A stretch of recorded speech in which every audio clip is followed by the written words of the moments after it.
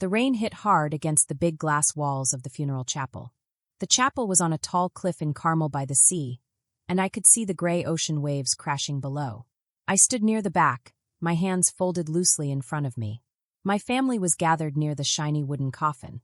The wood looked smooth and polished, almost glowing under the soft lights of the chapel. Everything in the room was quiet except for the soft dripping of the rain on the glass and the low hum of people whispering. The chapel had been Dad's idea. He liked big, fancy things. He said it should look modern, clean, and important. It cost more money than I could even imagine. Mom would have preferred something smaller and simpler. She loved flowers and sunlight. Maybe she would have liked a small ceremony in a garden with birds singing and flowers swaying in the breeze. But appearances mattered a lot to the Davids. They wanted to look rich and proper. They cared about what other people thought. I wore a simple black dress. It was soft silk, smooth against my skin, and it hugged me gently. The dress was plain. No sparkles, no lace, nothing fancy. It stopped just below my knees. I had chosen it carefully. I liked how simple it was. But to my family it looked too plain. To them, it even looked cheap. Lila, my sister Bianca, came walking up to me. She flicked a shiny curl of blonde hair over her shoulder. Her high heels clicked loudly on the marble floor. I could hear them from where I stood. "Is that really what you decided to wear?" Bianca asked. Her voice had a sharp edge, like she was trying to sting me with her words. "You look like you're going to a school meeting, not Mom's funeral." She wore a fancy dress that was very structured. It had a belt around the waist, and she had so many bracelets that they jingled when she moved. They sparkled and caught the light like tiny stars. I recognized her dress. It was from a Paris fashion show last season. She always made sure she looked perfect. She looked me up and down again. "I mean, I get it," she said, her voice dripping with fake understanding. "Not everyone has the money for fancy clothes, but Aunt Alice said she could have lent you something. You didn't have to look so sad and broke." I said nothing. I just ran my fingers along the seam of my dress. This was the part one had made myself last spring. The silk was a special color that I had dyed myself. It was soft but strong, smooth but light. The cut of the dress was perfect, the stitching quiet and clean. The dress had sold out in under 5 hours when we launched it under my brand, Mari/Ren. But Bianca didn't know that. She didn't know I was Ren, the person behind the brand. "You're right," I said softly. I could have made more of an effort. Her smug smile returned, and she turned away, walking back to the front pew. Her heels clicked on the marble again. Dad stood next to the coffin, his face serious and stiff. He looked around the room like he was checking for business clients instead of mourning his wife. His real estate business had been doing badly since late 2023, but he still wore his shiny Rolex. It gleamed as if nothing else in the world mattered. My brother Nick leaned toward his fiancée and whispered about how Dad's money would be divided after he was gone, like it was a fun game of Monopoly. I could hear the fiancé whisper, "Poor Lila." I almost laughed quietly to myself. They didn't even know who really owned the chapel. They thought they knew everything. Tina, Bianca's fiancée, spoke in a sweet, syrupy voice while serving herself a plate of quinoa salad. "Maybe now that Helen is gone, Lila will finally get serious about her life," she said. Tina had never worked a real job in her life. She spent her days going to yoga classes, having fancy brunches, attending charity events, and posing for photos with business leaders she barely knew. She lived off of Bianca's money and a little bit from a trust fund left by her grandfather, who owned a vineyard. I didn't respond. I never did. I let them believe whatever made them comfortable. For the past 5 years, I have kept up a careful act. They thought I was struggling, the youngest daughter working in a small boutique in the village, living in a tiny apartment near the wharf, driving an old, beat-up Prius with faded paint and a cracked bumper.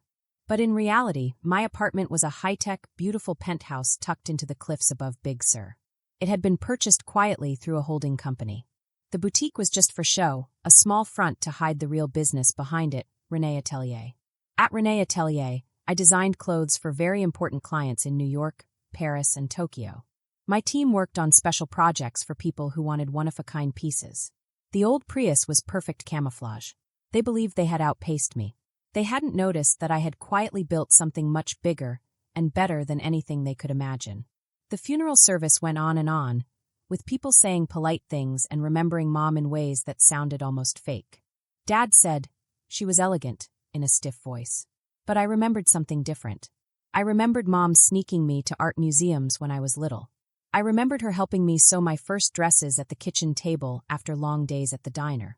She had been so tired long before the cancer. She had been worn out from Dad's ambition and my siblings' spoiled behavior. In Mom's last months, when the insurance didn't cover the bills, I quietly sent money to the hospice through a foundation I had started for medical help. No one ever asked where the money came from. It was my secret. At the wake, the aunts and uncles came with soft smiles and polite words. Aunt Alice brushed my arm gently. "Lila, sweetheart, how are you holding up? It must be harder when you don't have much support," she said. Uncle Tom gave me a warm, pitying look.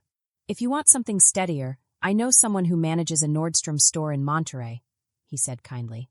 Each comment landed like a little dart. They believed success had one shape: money, designer clothes, and attention. But I had built something entirely different. Something bigger and smarter. Back at Dad's old estate, the house was falling apart. Cracks ran across the walls, and the paint was chipped and fading. I ladled soup in the kitchen, while Bianca sparkled in the living room. She boasted about her recent work with Lumiere, a mid-level fashion brand that I had quietly acquired 6 months ago through Mari/Renee Holdings. The photographer said I had the perfect look for their new campaign. Bianca declared loudly, her voice just enough to carry from the living room into the kitchen. "Very natural, very authentic. They're doing a huge ad push next month, and I'm the face of it." She didn't mention that the campaign was small, or that Lumiere had been quietly downsizing because it couldn't compete in the crowded market. Her 1-year contract was worth $200,000. That was a lot of money, but it wasn't the huge windfall she made it sound like. Still, to the family, it was another feather in Bianca's golden cap. "Did you see what Lila wore today?" she added with a laugh, loud enough for everyone to hear. "I know she's going through a tough time, but come on, there's a line between minimalist and pitiful." A few relatives chuckled. Aunt Alice sked softly. "She needs direction. Maybe now she'll stop pretending that drawing dresses is a real career." I stayed calm, arranging the platters on the table with a practiced hand. Each food item had been flown in from the best sources: ham from Spain, olives from Sicily, cheeses from Burgundy. The $18,000 catering bill had been quietly paid by my private office, which had a charitable hospitality arm. Let them whisper. I had other plans. The next morning, I left the private elevator and entered my real office. Not the small boutique workspace on Ocean Avenue, but my executive suite on the 42nd floor of the Meridian Tower in San Francisco. The office was quiet and peaceful, wrapped in sunlight and glass. There was walnut furniture designed to look like it belonged in a French aristocrat's home. Sophie, my assistant, entered with coffee in hand. "Termination documents are prepared, Miss David," she said, placing a leather folder on my desk. The folder had the papers for Bianca's Lumiere contract. It was over, effective immediately. Sophie had 2 degrees from Oxford and Wharton, and she spoke 4 languages. I trusted her completely. I skimmed the papers. Bianca's modeling days with Lumiere were finished.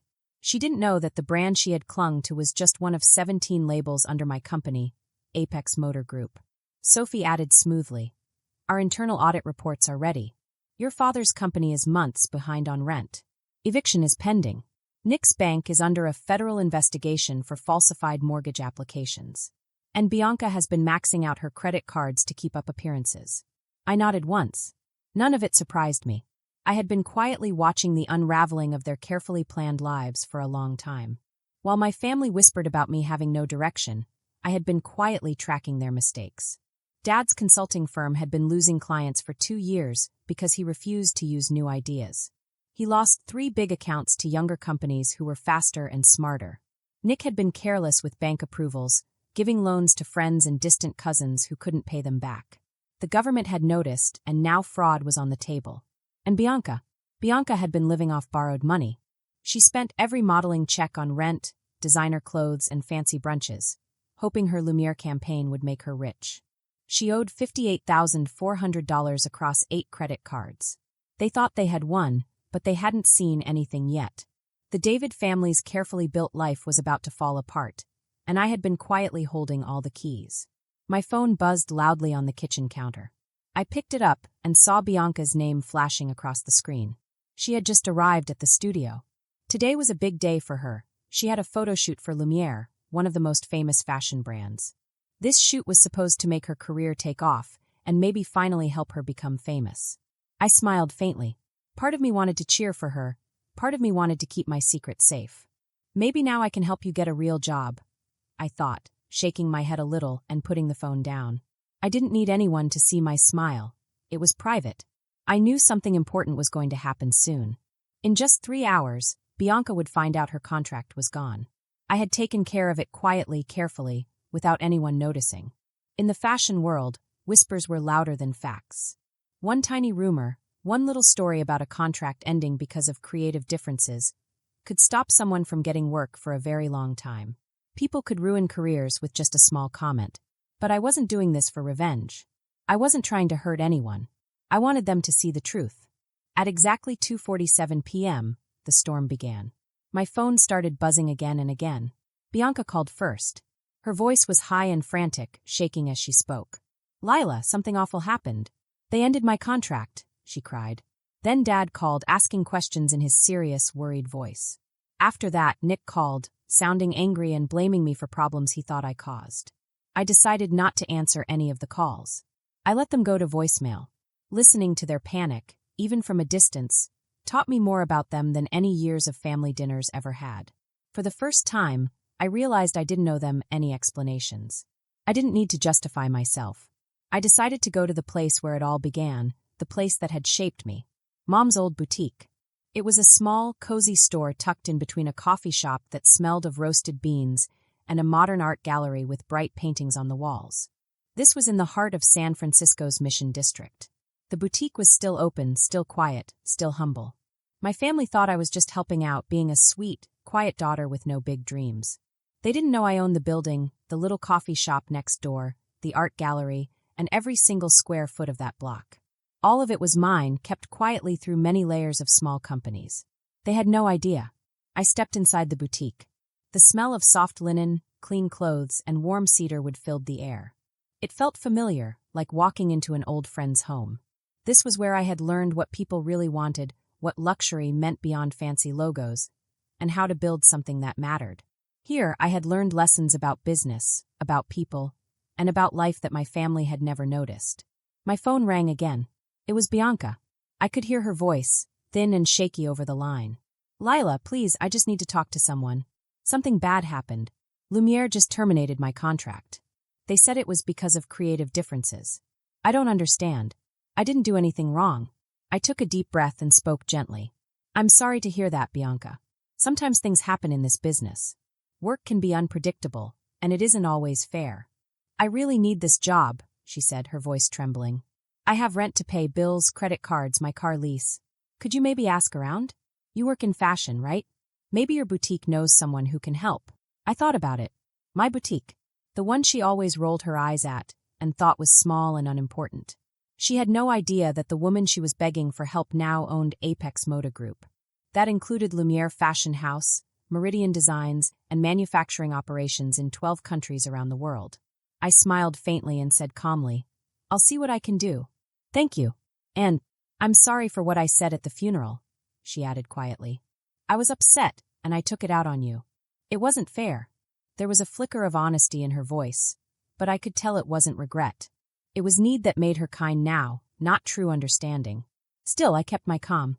Later that evening, my phone rang again. This time it was Dad. "Lila," he said, clearing his throat. "We need to talk. There are complications with the firm. Some temporary cash flow problems. If you could maybe lend us $20,000 just until things get better. I know you probably don't have much saved, but maybe a small loan." I looked down at my silk blouse. It was custom-made, hand-stitched, and cost more than $20,000. The same blouse Dad's girlfriend had called quaint at Mom's funeral. I shook my head. "Sorry, Dad. I can't do that right now." "Right, of course. We'll figure something out," he muttered. I could hear the defeat in his voice. It stung more than I expected. Dad had always liked to be the provider, the strong one who solved problems. The storm continued. Nick needed legal help. Bianca had been dropped by her agency. Eviction was looming. Dad's firm was circling bankruptcy. I knew it was time to act. I booked a conference room at Meridian Tower, one of the tallest buildings in the city. Then I texted the family. "We need to talk face to face." "The Meridian?" Dad replied, confused. "Isn't that one of the city's most expensive offices?" "I know someone who gave us a discount," I wrote back. They came, each one uneasy and confused. The room was massive. A long, polished mahogany table stretched the length of the room. The chairs were soft leather and whispered wealth. Outside the windows, the city sparkled below. They didn't belong here, but I did. Bianca had dressed down for the meeting. She traded her flashy designer clothes for jeans and a simple sweater. It was still cashmere, but quiet and subdued. Dad and Nick came in their usual tailored suits, the kind meant to signal strength and stability. They were trying to look solid, even though everything beneath them was crumbling. "Thank you all for coming," I said, standing at the head of the table. "I wanted us to have a real conversation about our family and our current situation." "If this is about money," Dad interrupted, "we don't expect you to fix anything. We know you're doing your best with limited means." I smiled slightly. "Actually, I want to show you something." I picked up a small remote and pressed a button. The large screen on the wall lit up. The first slide said, Apex Moda Group, showing the corporate structure. 17 fashion brands. 43 retail stores across North America and Europe. Manufacturing across 4 continents. "This is my company," I said calmly. The room fell silent. Bianca leaned in, her eyes scanning familiar brand names she had once boasted about. Nick blinked in disbelief. Dad stared, trying to understand what he was seeing. "This looks huge," Bianca whispered. "It is. Current value. $2.8 billion, I said. I clicked to the next slide. It showed 5 years of revenue growth, profit margins, and global expansion. I pointed to the downtown boutique, the very first store I had opened. "I still work there," I said. "It keeps me grounded." Bianca's voice cracked. "You own Lumiere Fashion House, and 16 more? And no, you didn't fire me?" "No," I said softly. Mia Brianna was terminated. The agency never knew Brianna was the owner. Dad stared at the data, his usual distance softening. "Why didn't you tell us?" he asked quietly. "Because you never asked. You assumed I was just the quiet failure," I replied. I clicked again. This slide showed their financial troubles, Dad's firm, Nick's legal issues, Bianca's debt. I could have helped them with just one phone call. But none of them believed I could. Bianca remembered the dress I had mocked at Mom's funeral. "That dress, it's from your newest collection? Handwoven silk? $12,000 if it were ever released." "Yes," I said. "You judged what you thought you saw." Nick, still scrolling on his phone, looked up. "Lila, Forbes called you the invisible titan. They put you on the cover 6 months ago." "None of you mentioned it," I said. Dad shifted in his chair. "We don't really read Forbes," he admitted. I clicked to the final slide. It showed a photo from Mom's funeral. Everyone looked at it, distracted, silent. "She knew," I said. "Mom always asked about my work. She always saw me clearly. She never laughed when I called it a fashion empire. She believed in me." "What happens now?" Dad asked quietly. "I can help financially," I said. "But I won't go back to being dismissed. I will stay respected, and I will stay myself." Bianca wiped her eyes. "I don't know how to apologize," she said softly. "You start by seeing me for who I really am," I said. And so we talked. 2 hours of unpacking hurt, sharing truth, and telling each other feelings. It was painful, but it was honest. I offered Dad a consulting role. Nick would help with international finance.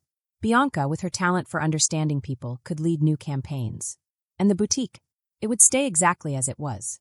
I would still work there to stay grounded. For months later, we reunited for the IPO. This time it was different.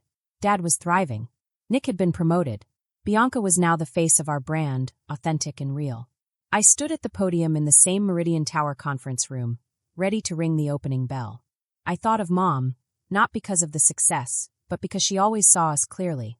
Apex Moda Group opened at $470 and closed at $62, valuing the company at over $4 billion. But the real victory had happened months earlier, when I chose truth and my family finally chose to see me. I looked around the room, at Dad smiling, Nick confident, Bianca radiant. We had been through storms, rejection, fear, and misunderstanding. But now, the family that had doubted me could finally see the real me. And for the first time in my life, I felt proud not just of the money or the empire, but of the truth, the honesty, and the bond that was finally restored.